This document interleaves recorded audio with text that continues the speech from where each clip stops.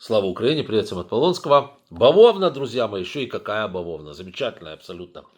Добрые дроны посетили сегодня Ставропольский край. Напомню, этот край находится на России за Краснодарским. Обычно наши дроны там работают по Краснодарскому краю, но Ставропольский край нельзя забывать, потому что там находится много российско-фашистских военных объектов, и хочешь не хочешь, его приходится обрабатывать и отрабатывать. И вот сегодня это и было сделано. Удар был нанесен более чем за 500 километров.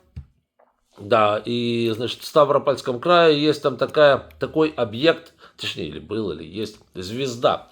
Это шпионский объект, который позволяет российско-фашистским вооруженным силам следить за любыми электронными, скажем так, источниками, за любыми электронными приборами, либо источниками, которые выдают радиоволны, либо за космосом. То есть это многофункциональный шпионский объект, который позволяет российской разведке заниматься шпионажем, а также киберпреступностью. То есть это объект, скажем так, многофункциональный шпионский объект, который существует еще со времен, когда это были ящики почтовые, СССР и так далее, и так далее. Он давным-давно существует.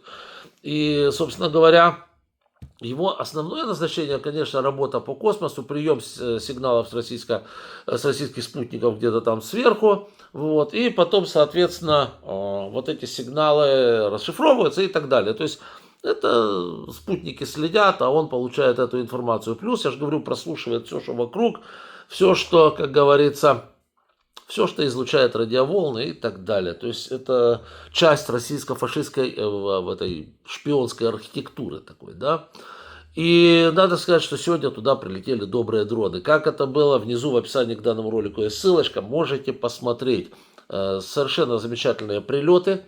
Видно, что, несмотря на то, что объект архиважный, противодействия какого-то нашим доблестным дронам не было. Ну как было, судя по тому, что мы там видели, это просто были, это стреляли по нему, по дронам стреляли из автоматов, из пулеметов, то есть это стрелковое обычное оружие, какого-то серьезного ПВО замечено не было. О чем это говорит, друзья мои? Правильно, это говорит о том, что ПВО у них хватает только на то, чтобы более-менее прикрывать Крым, и то это не получилось. Сегодня ночью еще одна бавовна, буду рассказывать отдельно. Вот, Москва, чтобы, не дай бог, там по лысине Путину не прилетела. Ну и все. Остальное кое-как, кое-где, кое-чем. То есть, вспомним, например, как наш дрон летал, скажите мне, над Елабугой, где производят шахеды.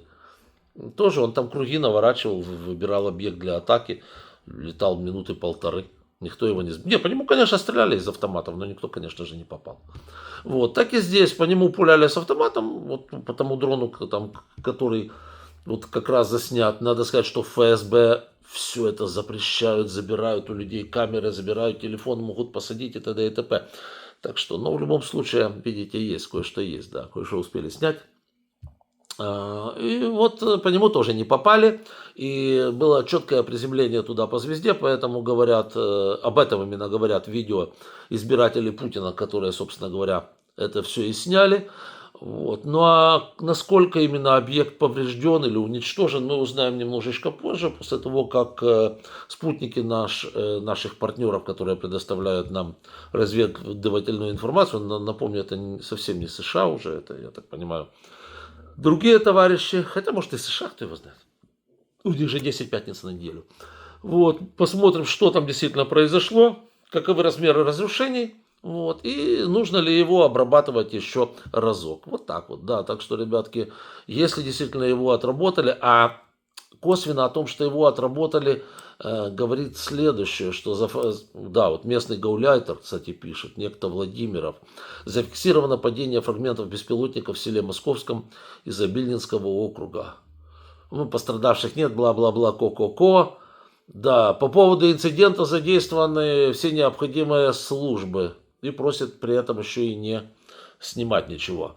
Да, если бы, ну, как обычно же, обломки, они же все сбили, тут понятно. Ну, как они сбивали, мы прекрасно видим это на видеоматериалах, что вообще ничего не сбили. Вот, так что вот эти вот высокоточные обломки, судя по всему, этот объект таки разнесли. Ну и хрен с ним.